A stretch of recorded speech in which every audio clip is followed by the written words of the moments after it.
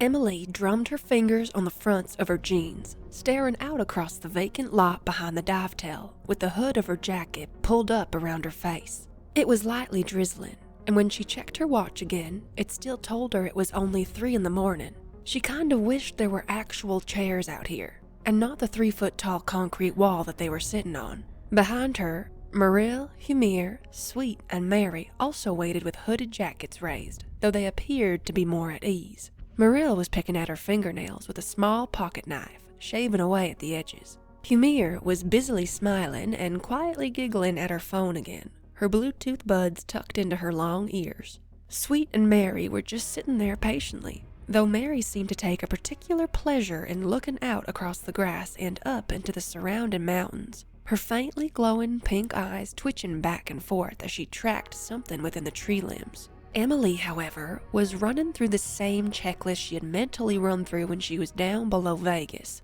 Ammo count, people under her care, and the amount of danger that loomed before her. She was starting to really hate this whole underground thing, and quietly wished that she could just stay on the surface instead of under it. She had streamed the night before, and was still in complete shock at how fast her chat was moving and how many viewers were mobbing her stream.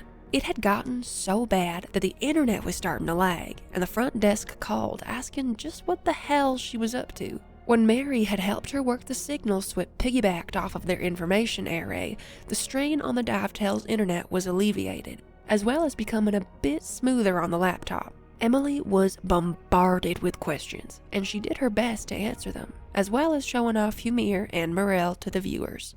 Humir was a bit confused at this, but took the amount of questions being thrown at her in stride. Marill, however, sought to stoke the flames of intrigue by constantly standing behind Emily and lounging on her shoulders, even nuzzling into the back of her head and casting nefarious glances towards the camera. The chat, naturally, took to this like flames to fatwood, and Emily rolled her eyes at Marill as the centauress reveled in the chaos she was causing. The most important thing Emily did was play upon the false narrative that she was returning home with random salvage, taking great care to make sure Sweet and Mary stayed off camera and not to give away what she was going to be doing the next day.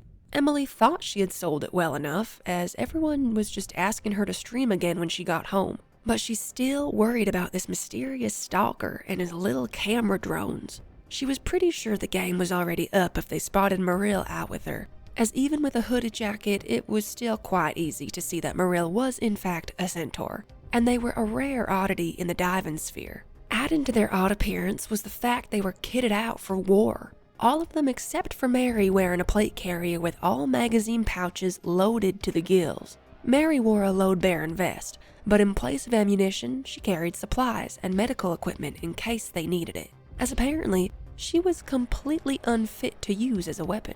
This made Emily raise an eyebrow at Sweet when they had been preparing at 0 hour, wondering why she was so at ease with using a weapon, while Mary looked at them as if they were going to leap up and rip off her face. They had been sitting out here since 2 in the morning, their vehicles already having been carted off by a team sent out by the DBI, and now they were just waiting for this Ambi bird, something that neither she nor Marill had heard of. Marill reached over and placed a strong hand on Emily's thigh, and she looked up at the centauress, eyes wide and questioning.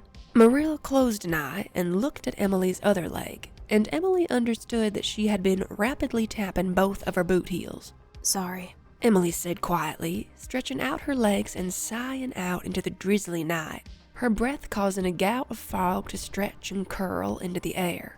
Marill gave Emily's leg a squeeze. "Relax. I'm here with you. You're not alone." "I know," Emily murmured, exhaling out her nose in quiet frustration. Before Marill could reply, Mary made a soft, high-pitched noise in her throat, turning and looking out to the east.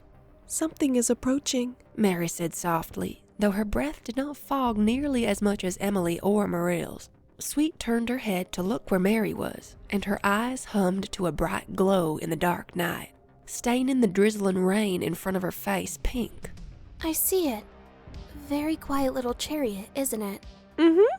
Mary said with a smile, her eyes glowing nearly as bright as Sweet's. Marill perked up her ears, twisting them back and forth as she scanned for noise. Hell, I don't hear anything. How are you two hearing it? Electric noise. Mary said with a kind smile, then tapped both her odd, wide ears and the dainty metal plates along her face. You won't be able to hear it much. It's only 300 yards in closing. Marill looked to the east with eyebrows raised. 300 yards in closing? What in the fuck is this thing? We should have heard anything coming in by now. Emily turned on her seat to look where everyone else was looking, and she could just barely make out the odd craft as it loomed out of the darkness. The light from the street lamps and neon signs scattering along the sleek black skin of the craft. The noise from the engines reminded her of the few times she got too close for comfort to tornadoes, the noise deafening but still only a dull rumble of wind. The fact this machine was airborne, yet so quiet, did cause Emily to gaze at it in wonder as the long wings twisted, directing the cylindrical engines and allowing it to pirouette and spin in the air. Its long landing gear unrolling out with long, talon-like fingers to splay out along the concrete parking lot. It reminded her a lot of grackles, a bird usually found in parking lots feasting on spilled french fries. It was quite avian-looking in general, and appeared to have 4 engines, all twisted in concert to allow the machine to move with ease. Its humped back and splayed-out center boom, on which were 2 far smaller engines, reinforced her opinion of a grackle or crow leaning down to peck at the ground. When it landed, a ramp hissed and lowered away from the rear of the craft, out of which a man in a flight suit ambled out and waved to them. Last one in is a rotten egg. Emily grumbled, picking her Bren rifle up off the concrete wall and slinging it around her shoulders. Big, stupid, dumb, rotten egg. Everyone stood up with her, slung their weapons, and stalked off towards the Ambi bird, their hooded heads held low to the drizzling rain. Even up close, the aircraft was quiet, the flight team member easily audible over the dull, thunderous hum of the engines. "Emily Bronze," he said, lifting up the visor on his helmet. Emily raised a hand. Will there be an in-flight movie? I don't think I brought my headphones, so hopefully you guys have some in there. The man laughed, looking back up the ramp towards the cockpit. "Yeah, it's her. I'll get them in." He looked back towards Emily and her team. "Come on in and find a seat. May be able to rustle up a few packs of peanuts if you're lucky."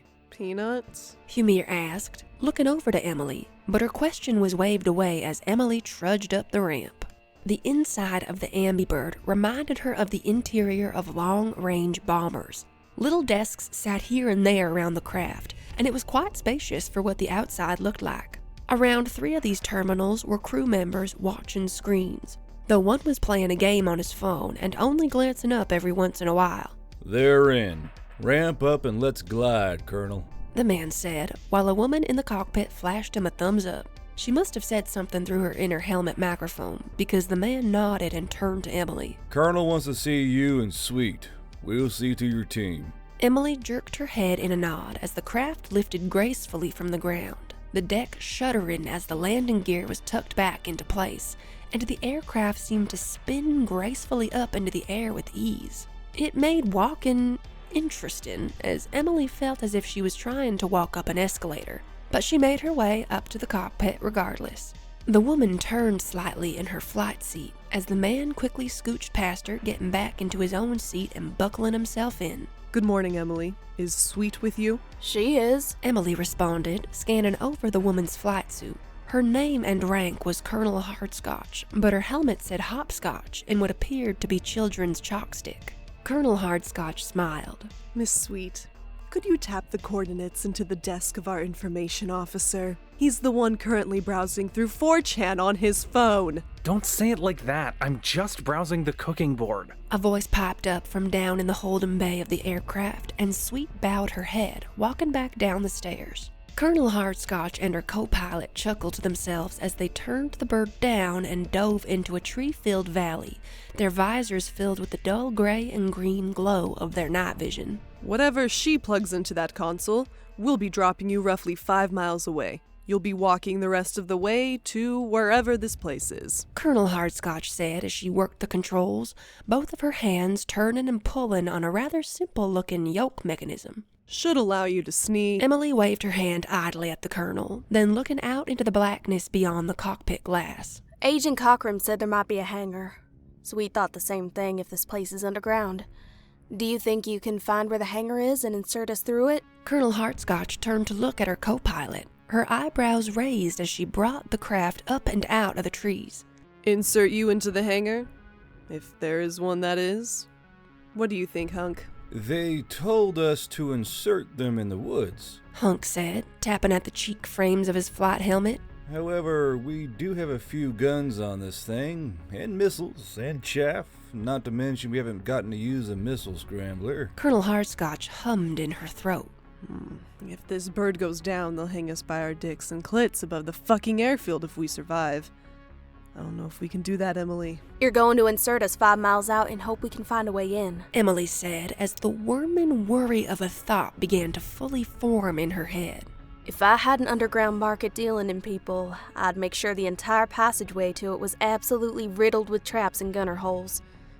Can you guys at least try and find the hangar entrance? Hunk tapped at the field of screens ahead of him behind his own yoke. Well, Sweet just gave us the coordinates. We could do a flyby. You're just wanting to get in trouble again, Colonel Hardscotch said, though Emily saw that she was wearing a grin. She tilted up her visor, catching Emily with a dull, gray-green eyes. So you want us to completely ignore our mission orders. Why? Emily fixed her emerald green eyes on those gray ones and saw that the colonel had soft streaks of gray in her hair. Intuition. Intuition! Hardscotch crowed, looking over fully to Hunk. You hear that, Hunk? We should just trust her intuition. Well, I feel a lot better now, don't you? Hunk rolled his helmeted head since his eyes weren't visible, and he scored a few points with Emily as he sighed. Colonel, this is Emily Bronze. Don't act like you don't know who she is or what she has done. Taking the fun out of the game, Hardscotch said with a false pout, and appeared to be flying the craft without even looking out the window. I'll run it through command. Emily shook her head. I would rather you didn't. Why? Hunk asked, looking up from his screens. You don't think we're compromised, do you? Emily swallowed, then rubbed at her eyes. I don't know. Not anymore. I'm basically risking my life by going down into another underground cave and fighting another big bad. If there is a hangar, we can stage anyone we pull out there, and it's where the other birds can land. She squatted down beside Hardscotch's flight chair, rubbing her eyes with her palms again. They didn't expect me down under Vegas. They won't expect me in the hangar. Drop me and my team in there, then you can leave and loiter until we signal you. Hunk? Colonel Hardscotch said, giving Emily a hard look from under the visor of her helmet. Hunk looked up from his screens, resignation playing across his face as he spoke in a sing-song voice.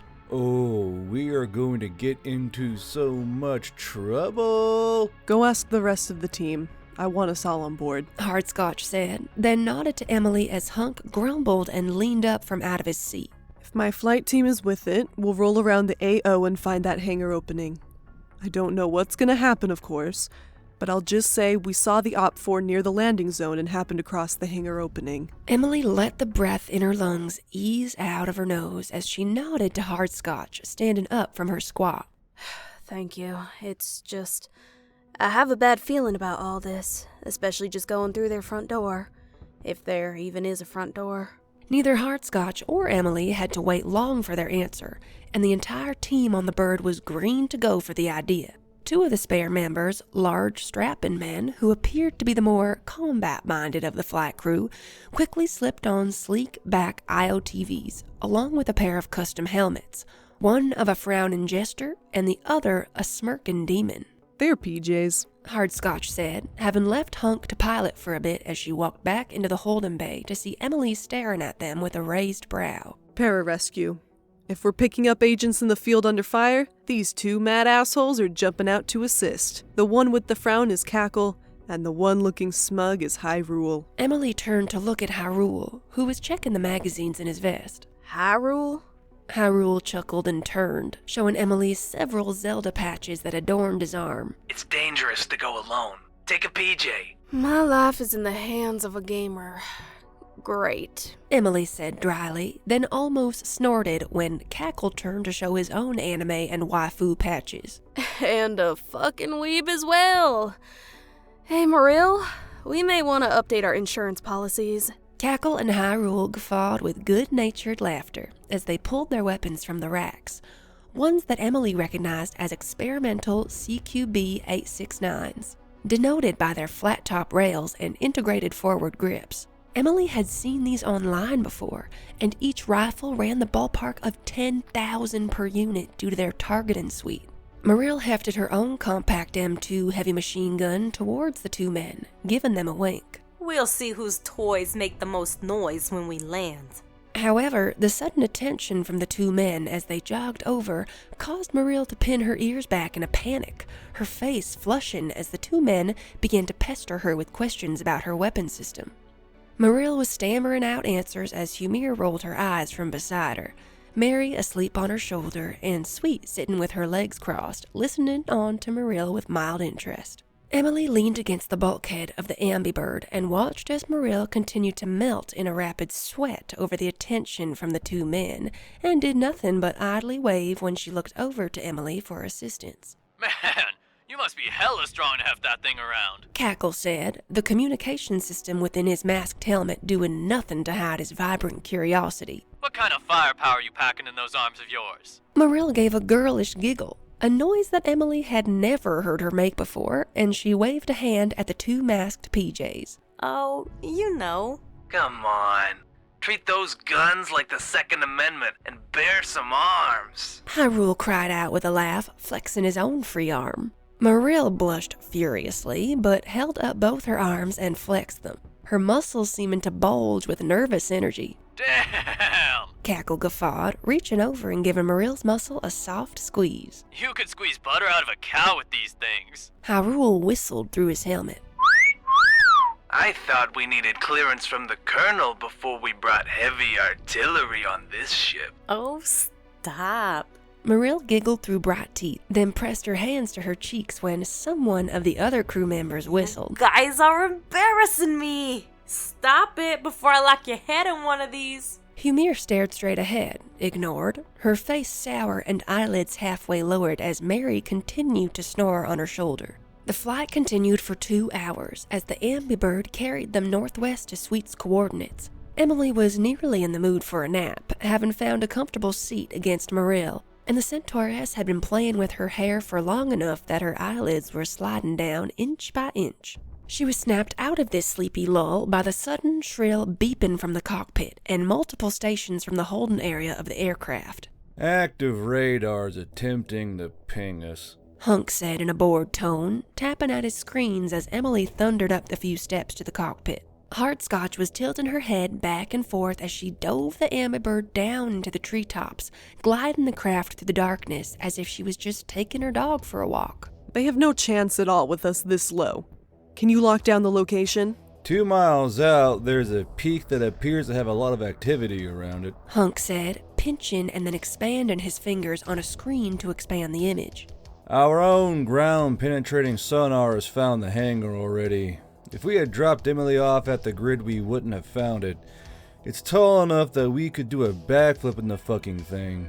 Oh, looks like we have a flight going in there right now, an H-155. Hardscotch gripped her flight yoke with a devilish grin, her teeth glowing green and blue from the bright light of her visor. Thank God I won't be dying old then.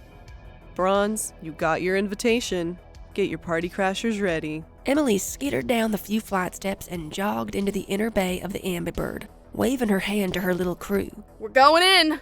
Looks like we get to watch her work after all. Hyrule chuckled to Cackle, the other man turning and cocking his head. Who, Emily or the centaur? Hyrule shrugged. Why not both? 5 minutes. Hardscotch called out, the Ambi bird suddenly banking and climbing. Get ready with chaff and flares. A woman turned to her screen, flicking around an optic that glowed with light in front of her eye. Yes, ma'am, I see it. Anti-aircraft missiles are coming online, but are having an issue locking on us. It's all fun and games until they set an AMRAAM 2 on our tail.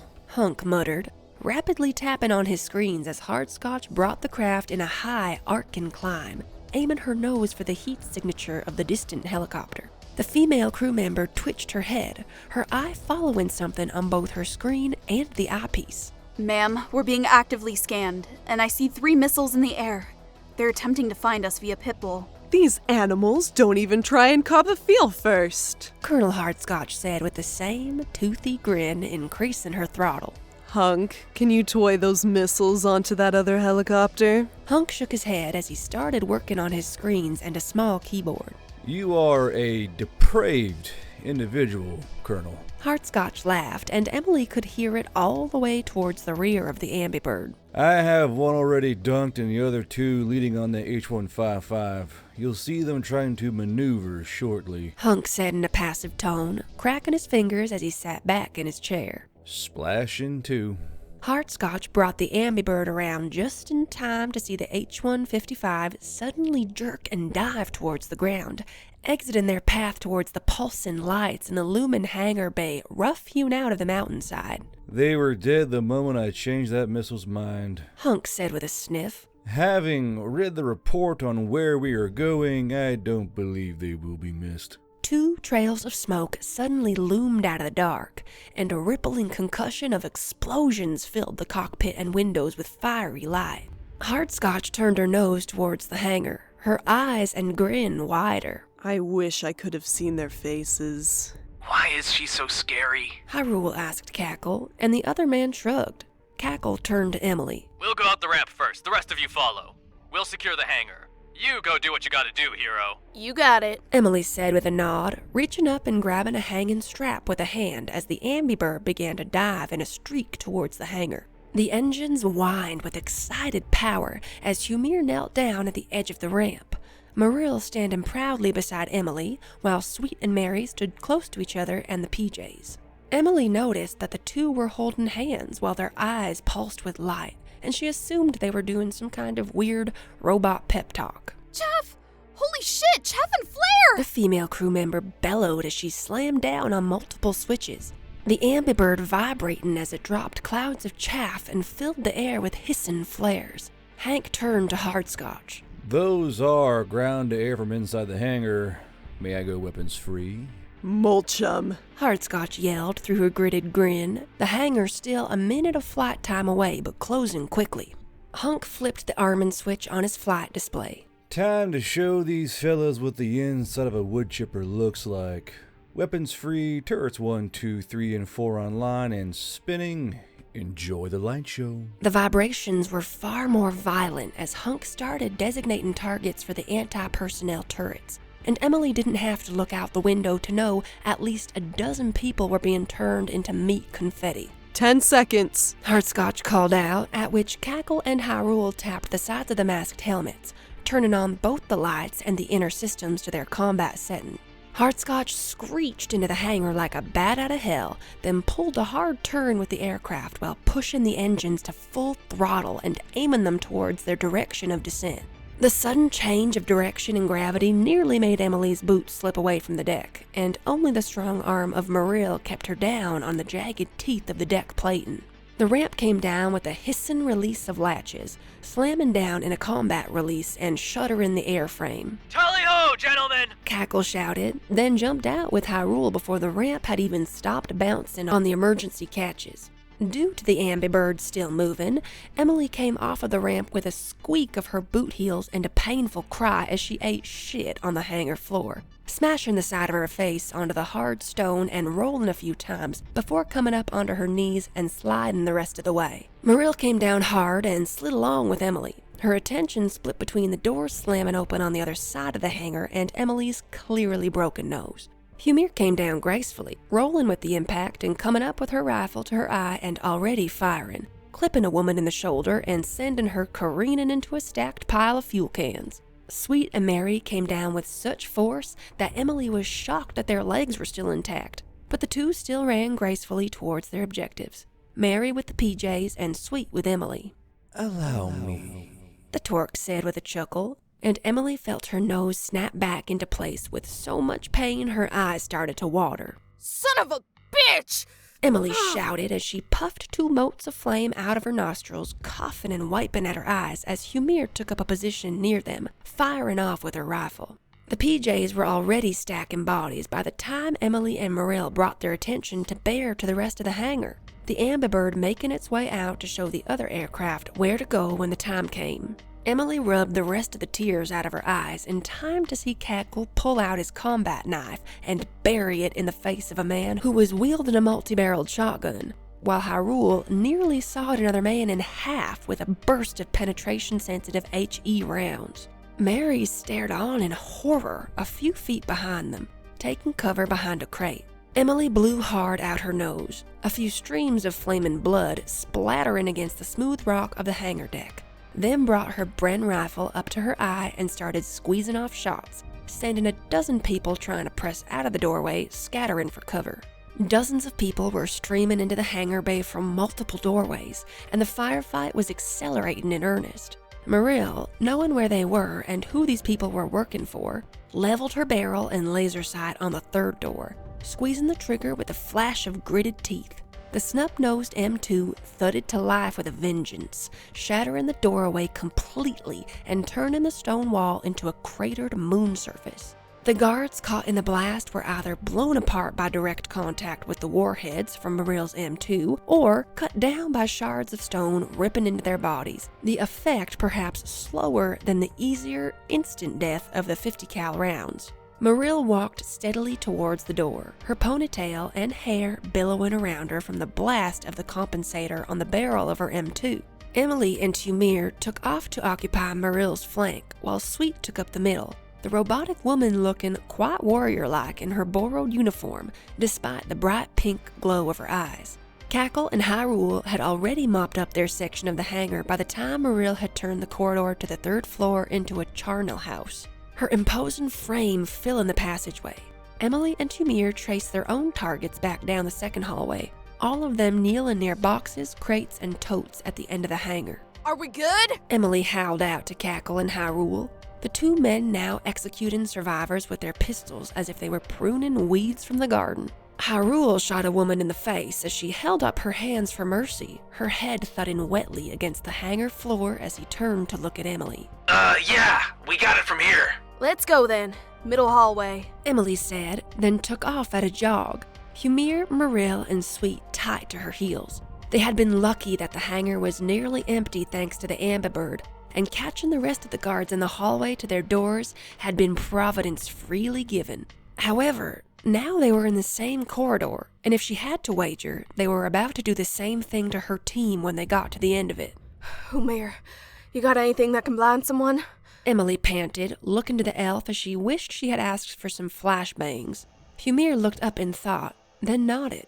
Flash spell? I can only use it once a day, though. What? Only once a day? Emily screamed. Humir threw up her hands. How the fuck should I know? The door loomed ahead quicker than she had hoped, and Emily leaned to the side. Marill, blast it! You got it! Marill howled, then pressed down on the trigger of her snub-nosed M2 as she fired on the move. The noise was deafening inside the corridor, and even Emily's electronic earmuffs were struggling with it. The door blew apart like a thin tissue under the assault from the M2, and Emily smashed into it with zero control, blowing through it like a stunt extra on a Western saloon brawl. Now! Emily bellowed as she hit a small table at the hips and went tumbling over it, slamming into another screaming woman who was not expecting to have Emily headbutt her on the nose. She wasn't sure why, but she had the urge to laugh when she felt the woman's nose break against her skull and saw the machine gun do cartwheels into the air.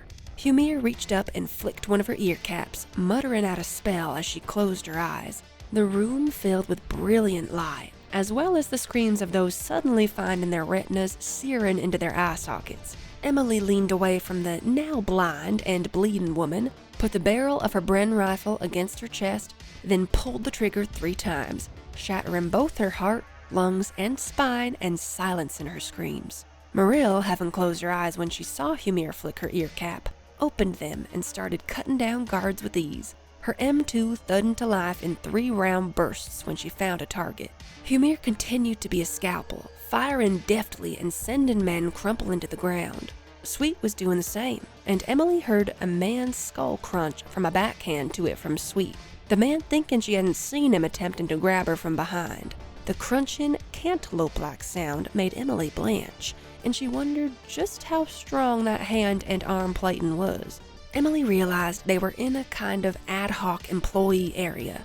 It was an extension of a warehouse-type holding location, with nearly a dozen wooden tables and chairs, a large flat screen, and even a few computers were here and there for entertainment purposes. Are there any alive? Emily asked, exhaling out with a heave as she stood, her hips panging painfully. Sweet stood up with the younger man, her hand gripping him by the throat. This one appears to be in working order. Where are the slave pens and holding cells? Emily asked him bluntly, as Marill raised a hoof and brought it down on another wounded man's throat. Sweet loosened her grip, and the young man croaked out a response. Down that hallway! Emily looked at the young man pitifully. He had sealed his fate the moment he acknowledged the slave pens. Thank you. Sweet, no prisoners. No, wait! The young man cried out, but was silenced as Sweet gave him one jarring shake, snapping his neck like a rabbit plucked for slaughter.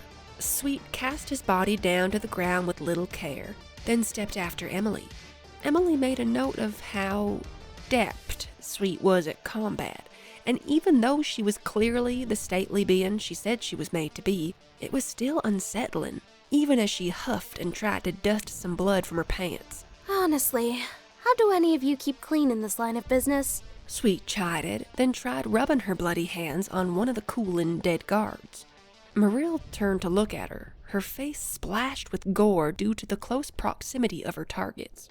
That's the fun part. You don't. Sweet looked at Marill sourly, but didn't say more. Looks like that doorway was the one he was pointing to, Humir said, nodding to a larger doorway where 3 smears of Marill's victims were currently adorning the walls. Marill squinted at it. I don't know. This has been pretty easy so far. So, it's come to the Triari, Emily muttered, pulling out the magazine in her Bren rifle and shoving in a fresh one. If it starts out too easy, that's because the enemy is bringing out the heavy hitters. Let's get down this hallway.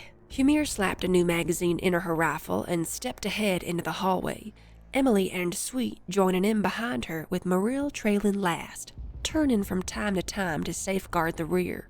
The hallway was long and cut off at angles every once in a while. A few of the rooms were offices or employee rooms, while one was a more proper break room, and Emily could smell that someone had been making popcorn before they had gotten here.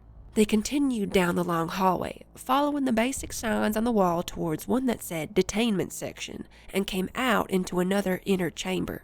Emily had taken 6 steps into the room before 2 rounds from a large caliber rifle slammed into her front plate and took her right off her feet, her boot heels squeaking on the smooth stone floor as they were kicked into the air. Emily slammed back onto the ground with a painful exhale of her lungs, her chest screaming out in shocked agony, and she rolled towards a footlocker on her right. To her left, Marill barked out a panicked challenge and opened up with her M2. While Humir sprinted further left and slid behind an electric forklift, taking cover as she whipped her head around for a target. They're hiding over there, Sweet said matter-of-factly, kneeling down beside Emily and helping her to her feet as Humir popped around her forklift cover and squeezed off a shot, sending an enemy rifleman ducking back down. Are you all right? Plate caught them, Emily wheezed, slinging her rifle and pulling out her mare's leg. Sweet nodded. Ah, good. I'm going to flank right. Will you join me? Yea, verily. Emily huffed, her ribs still screaming in anguished pangs as she panted after Sweet. The 2 of them working their way around the holding cages, vehicles, and stacks of supplies. Emily couldn't see Marill, but she could hear Marill spitting curses at the other guards while fudding away with her snub-nosed M2. She heard Marill click her tongue loudly and the clattering of hoof boots. I have to reload! Marill called out. Humir stepped out and held the corner as Marill ducked in behind her. I have you. The crisp cracks of Humir's rifle told Emily they were still alive as she and Sweet came around the edge of the cover being used by the other guards, and she whipped up her mare's leg, putting a man within the sights. Holy shit! He screamed, lifting his rifle to bring it to bear, but slapped against the stone floor as a .357 Ursa penetrator knocked him down, his head thumping dully against the stone. The woman next to him turned and put 3 rounds right into Emily's chest plate and shoulder, causing her to scream and scramble backwards as the bullet burned within her flesh.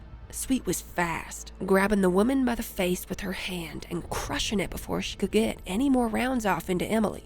The woman's eyes exploded out of her face and hung limply on Sweet's black fingers, while shards of jaw and teeth tingled out of her broken face like shards of glass. Oh, I fucking hate getting shot! Emily wailed angrily as the torque liquefied the bullet, copper and steel trickling out of her along with a few streams of blood. Don't whine. It's not very attractive in a warrior. The torque chided, sealing off the gunshot wound with a last puff of flame. Fuck you! Emily wheezed aloud, standing up and lurching after Sweet with staggering steps.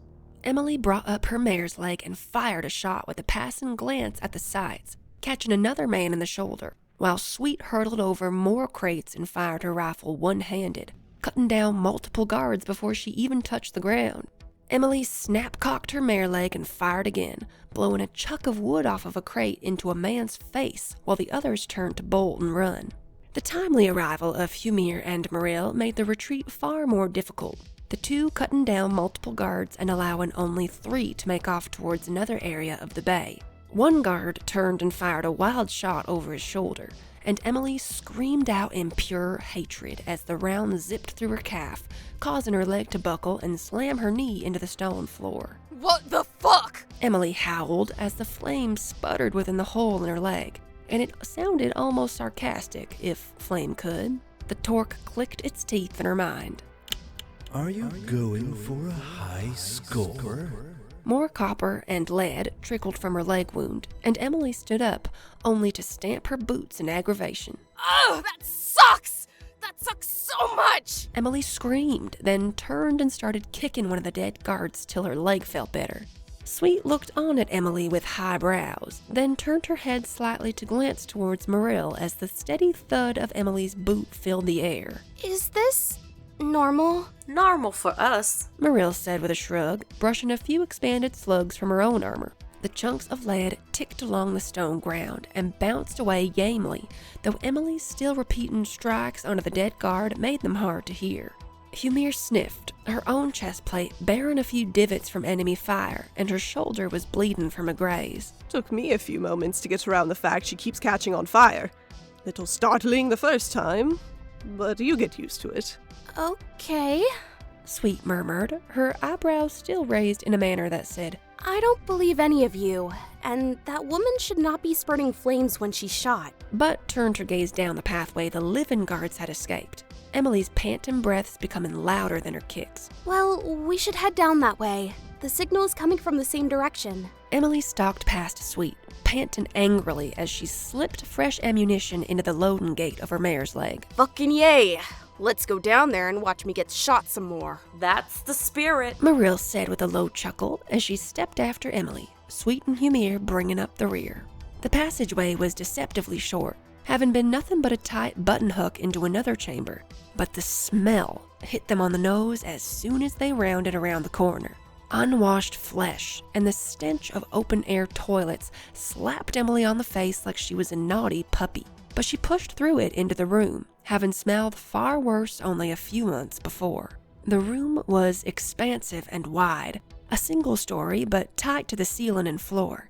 Each rack of cells ran for nearly 50 cells on each side, and Emily could easily figure out that the cells had held more than one person due to the smell and shadows that danced along the inner walls. Emily pushed up with her mare's leg, bearing down the long passageway between the cell blocks, and broke line of sight into the first cell. It was a smaller one, cramped, and the only thing that looked like beds were multiple stacks of ship bunk type racks nearly 6 high. They had nothing but a comforter and a thin mattress, and Emily could see just from the women inside of the cell that it was less than comfortable. This one in particular had 10 elves of some kind, their skin the color of coffee and amber eyes that stared either at or beyond Emily. At the back end of the cell, a simple trench ran, but the water trickling along it lacked the power to fully remove the waste that sat within it. In a small bucket was a couple of sponges on sticks, while a bar of soap dangled on a rope knotted at both ends.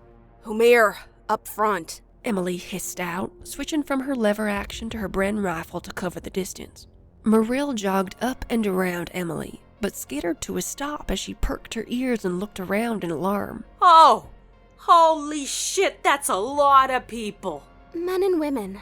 I can even hear a few children. Sweet said bitterly as she came around the other side of Marill, Humir jogging up behind Emily and looking to her left, right into the eyes of the other elves.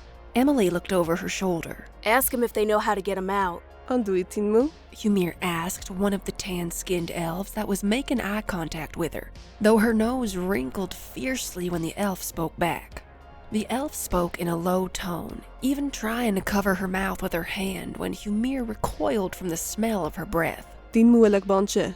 The elf pointed, and Humir followed her finger to a small set of windows perched up near the ceiling, out of which Humir could see shadows running back and forth. There's a control room. Up there. Humir said to Emily, pointing while still wrinkling her nose as the elf began to sob and cry, pressing her forehead to the bars and babbling in her language. Marill took a few tentative steps forward, taking in the rest of the cells with a quick eye. Elves? Dwarves? Oni? My gods, there's even a few captured soldiers. The animal ones. There's dozens of races here. They are barely washed and clean, and a lot of the female ones are showing signs of sexual violence. Sweet said with distaste, striding up to a larger cell that held 3 centauresses and an extremely tall yellow Oni, who was squinting through a swollen black eye as she wrapped a strong yellow hand around the bars of her cell. These centaur have been beaten and choked, and have a lot of bruising that matches some form of mild sexual sadism. The Oni has been beaten as well, and I can tell they've been cutting on her. Emily looked around at all the cells while walking down the pathway, her boots incredibly loud in the quiet of sobs and minute wails. How are they running a pleasure house with them being held like this? They bathe us when they take us out. Emily stopped just past the cell and took a few steps backwards, turning her head and locking eyes with the Lamian woman inside of it. She was incredibly strong-looking, with a warrior's eye and hands that naturally fell into a curled claw. Her face was strong and square, but still held on to her femininity, framing cool blue eyes that glittered with a barely restrained anger. She was heavy-chested for a Lamian, the curves of her breasts casting shadows down under her thickly corded stomach muscles. But Emily didn't have to look hard to see the old bruises, cuts, and scars. They do what now? Emily asked, keeping her eyes locked on the Lamians. She grimaced and her face darkened with a burning shame. They pull us out with a collar pole, then make us go to the showers. We're washed and primed up for the customers. If we lash out, they'll either beat us or kill us. There were 3 of my kind in the cell. I'm the last. The rest broke and were beaten to death when they tried to fight or flee. I don't know. I never saw them again when they were pulled out. Emily worked her jaw as she turned to look up at the windows near the ceiling, then back to the Lamian who had wrapped her arms and tail around her upper body. Do those windows have a door? You'll see it down the exit way, where the showers are. The Lamian said quietly, gesturing with the end of her tail. It's the first double door on the left. Humir! Marill! Sweet. Emily said, checking the brass in her rifle as she started range walking with purpose down towards the exitway. On me.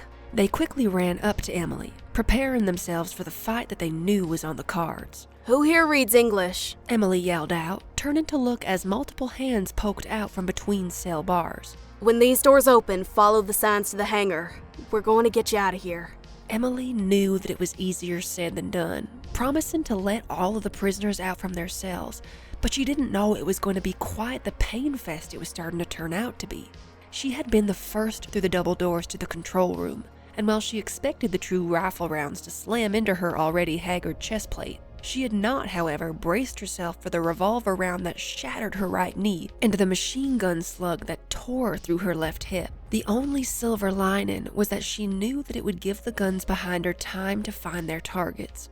Motherfucker! Emily howled as she came down hard onto the ruined knee, rolling over her shoulder behind a tall, metallic coffee maker.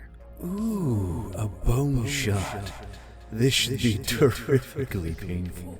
the Torque said, a smirk audible on its lips as Emily pressed herself to the rock wall and coffee maker as more rounds shattered through the thin steel. At this point, we should just make you a Kevlar bodysuit. Just heal my fucking knee! Emily screamed, in and out of her mind, and her knee gave a gut-churning, visceral crock, and bones slammed back together. Visible licks of flame spat out of her knee as well, charring the hole in her pants that the bullet had made. Emily tucked her chin into her chest and growled out animalistically as her knee gave 2 more grackles of bone sliding along bone before the pain finally subsided and her knee was new again. As Emily went to stand, she slammed herself back down to the ground as the barrel of Marill's snub-nosed M2 rounded the corner, her arm muscles bulging with bright sweat and her stabilizing mechanical arm keening with the weight and angle. Suck my fucking dick! Marill bellowed as she depressed the trigger, wildly firing into the control room with what could be called mild blind firing, if the term could be coined. The concussive booms over her head nearly rocked the electronic muffs off of Emily's ears, the explosive payloads of over 3 dozen 50 caliber rounds sparking and smoking off of the rock wall, equipment, and the body armor of guards. The secondary thuds of explosives going off and the wet thwacks of bodies coming apart helped her realize Marill had loaded the rest of her Raufoss rounds.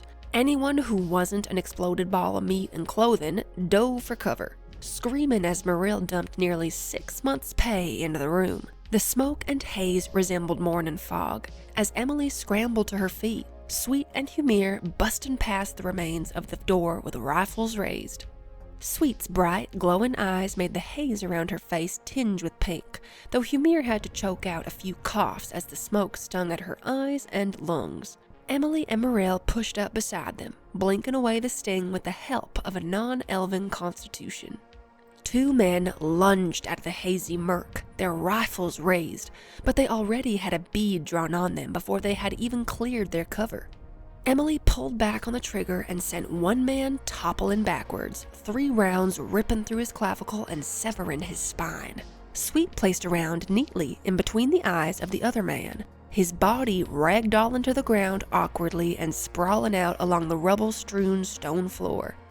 More figures lurched out of cover, rifles blazing, and the fog flashed yellow and white as the 2 sides traded fire.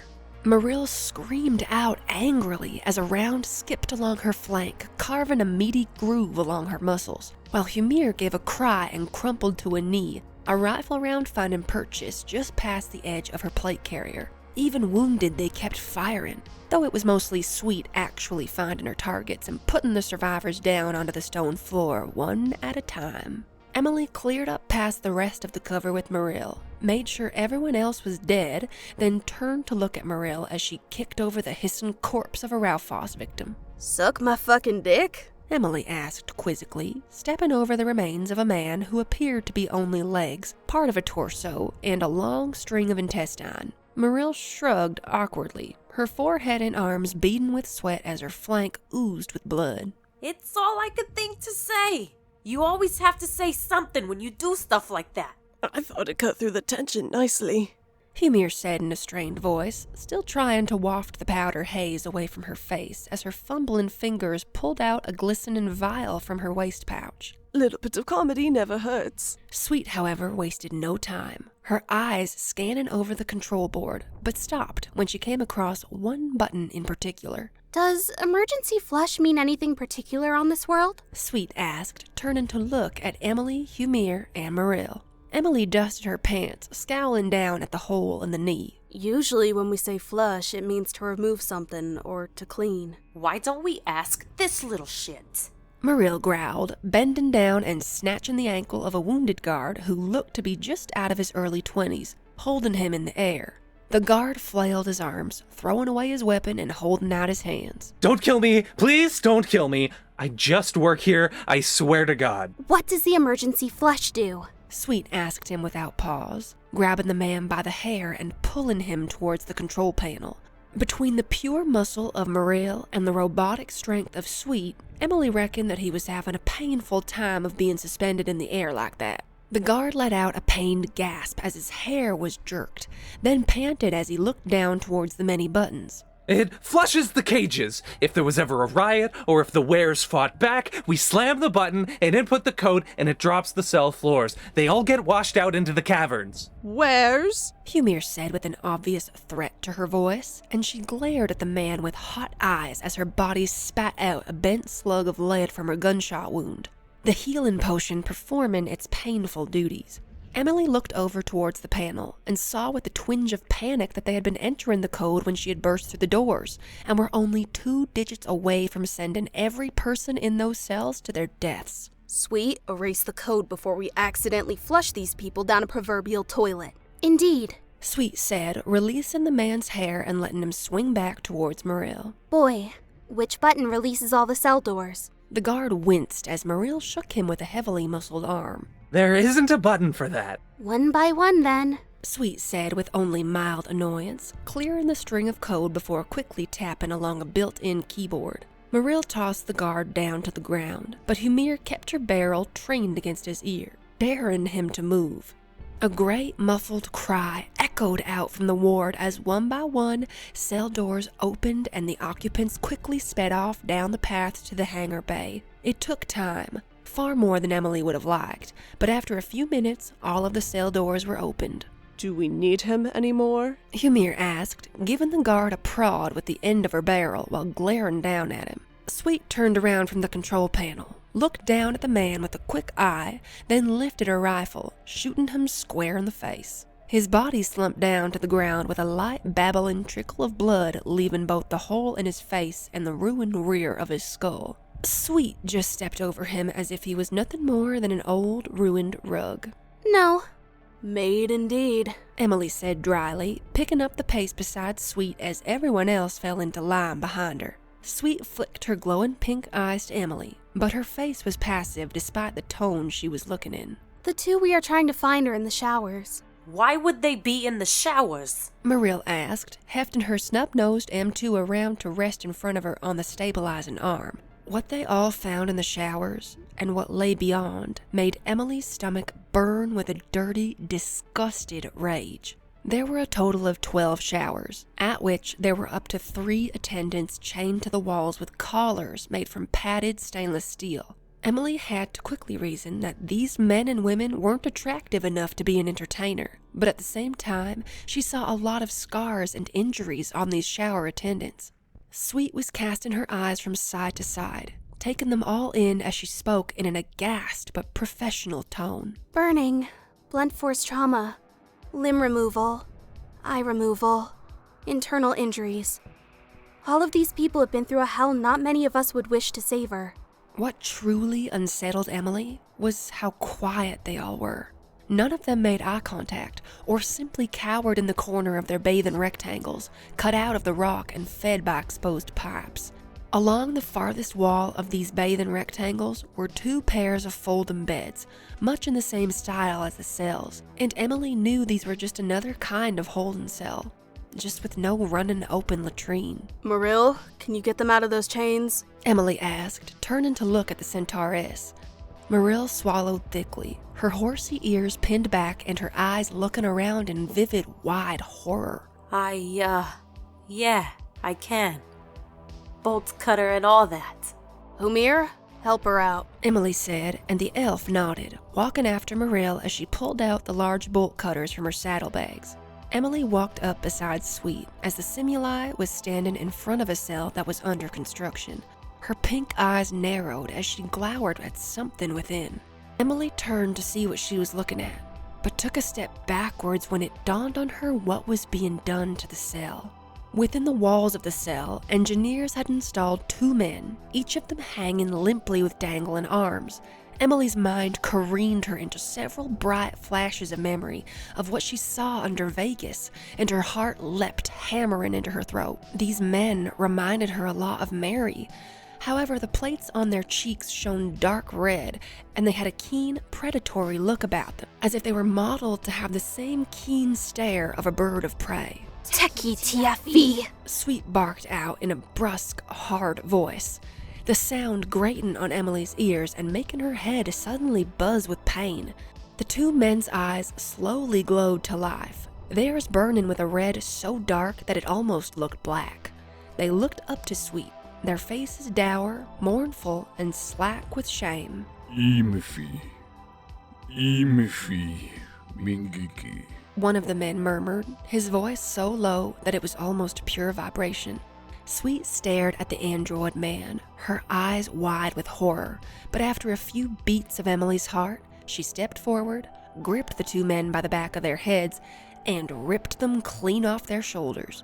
Unknown fluids of multiple colors spilled out onto the polished stone floor of the shower and glugged throatily down the drain, and Emily stumbled backwards, her hands held out in shock.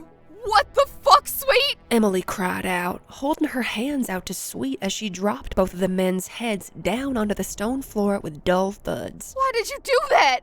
You tore off their fucking heads! Sweet flicked her fingers, spattering some loose strands of fluid onto the walls, then set her hands on her rifle. They asked me to. They asked you to tear off their heads? Emily screamed, turning as she heard multiple pairs of bare feet rapidly running across the stone floor, away and off towards the hangar bay. Why would you do that?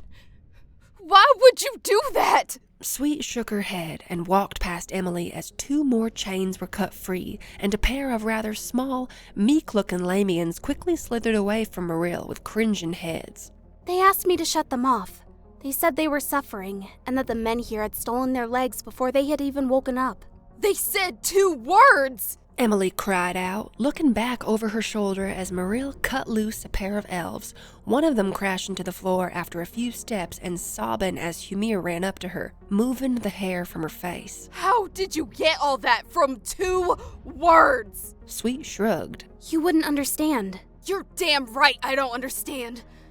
You said those were combat android people, and you've been running and gunning with us the entire time! Sweet helped the elf to her feet easily, quickly fixing the woman's hair with an expert hand as Humir quickly put her clothes back where they should have been. I am just an aide. Nothing more. Bullshit! Emily shouted, but clamped her mouth shut when every single man and woman still attached to their chains flinched, gave out a quiet cry, or cowered into the corners of their shower areas, holding their hands around their faces. The torque cleared his throat inside Emily's mind. Perhaps now is not the time.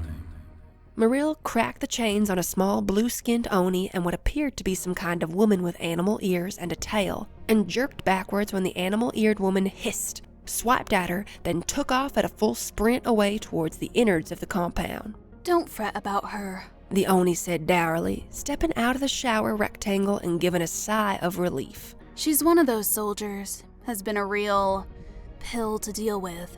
Marill nodded, then pointed back behind them towards the way they had come in. Head down that way, towards the hangar. The Oni nodded, then walked away, pulling off the dirty, dingy clothing she was wearing and tossing them aside.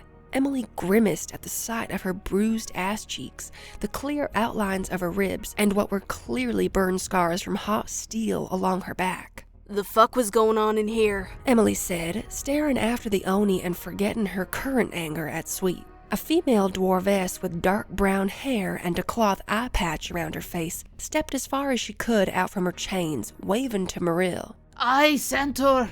Cut me loose. Do you know how many people I have to break free with this fucking thing? Marill growled, quickly trotting over and snapping through the dwarf's chains with bulging, pumped muscles. Fuck's sake, am I the only one that can do this? The dwarvess waved the centaur away with a hand, her large, bare feet slapping against the stone floor as she walked towards Emily. You want answers? Emily faltered, her face twisting in open horror as she took the woman in. The dwarvess was missing her left breast, her right eye, and her left arm was missing all the way to the elbow, having been raggedly torn away and stitched up just enough so she wouldn't die. Are you... The dwarvess shook her head. I've been better. Your arm and breast tissue are missing, Sweet said, and for the first time, she sounded nearly as shocked as Emily. Humir jogged up to see what Emily and Sweet were talking about, recoiled, then retreated away with skittering boots to vomit into one of the shower drains. Would you stop fucking barfing for one day, elf? Marill bellowed out, struggling to crack her 16th length of chain, pressing one handle of the bar against her stomach muscles and pulling against the other handle with her arms, sweat pouring down her chest, neck, and arms in rivers now. Find me something else to break these chains. The dwarvess turned her head, spat out onto the ground, then turned back to Emily. You're looking at the showers. If you're not pretty enough for the sex ring, you get put here to wash them before and after they are used. Fuck. Emily said quietly, while Sweet's eyes blazed with pink light. The dwarvess continued. The shower attendants are used in the abuse ring. I heard your elf friend here mention sadism, and she could not be more on the gold about that. We're hacked at, whipped, spat on, tortured, whatever the client wants to do. The males have it worse, since they rarely ever come back alive. What the fuck? Emily breathed out, looking around her at all the still full showers. How many people are coming in here? The dwarvess's face hardened. More than I'd like to say. All humans. All seeking to indulge themselves in the fantasy races. No point in going any further. We're in between cycles, and no one goes out around this time. This is the resting period, as most clients stay here for roughly a week at a time. 1 week on, 3 days off, then another week. It lets the women and the pleasure men recover enough so they don't die. Grotesque. Sweet said in a low tone, and Emily could hear her gritting her teeth. Humanity allows this? Truly? The dwarves nodded. Truly. I have yet to see any other race slake their lust here. I would expect better of humanity. I do not know of such lows. Sweet said, biting out the words bitterly. Are you sure they are no longer here? The dwarvess started to walk, motioning for Emily and Sweet to follow her with her only remaining hand. They would have taken the emergency exits as soon as you lot breached the cells. Wasting time here in the showers guarantees they'll already be out of the tunnels. The guards here are only used to corralling scared little sex toys, not performing in gun battles. You seem quite calm and collected despite having been tortured. Sweet said with earnest curiosity, looking down at the woman while placing a hand on her shoulder. How are you managing? The dwarvess chuckled and pushed her ragged, long-haired sideburns over her shoulder. I had accepted death a long time ago. Just been waiting, I suppose. After a rich old man took my eye, I was angry. After he came back and ripped off my breast with his teeth, I began to despair. When his son came in and hacked off my arm, I just started accepting I wasn't going to make it out in the end. He chewed off your breast? Emily said with unrestrained disgust. The dwarvess had a rather large, friendly-looking breast that would have made any man smile with glee in a pair. But to rip off a breast that large with the teeth alone? The dwarvess scowled now, marring her already scarred face. He said my breasts looked delicious, and I was chained down on a fucky dinner table. The rest, as the humans say, is history. Sweet glanced over to see Emily had already looked her way, and despite Emily being organic, Sweet knew that both of them wished that they had the chance to be here when this place was in full swing. I'm sorry to hear that, my lady, Sweet said, giving the dwarvess a squeeze on the shoulder before laying the hand back on her rifle. However, the horror ends. We are here. She nodded. Aye, you are. Shame you're only here now. Each of these showers used to have 4 women to a rectangle.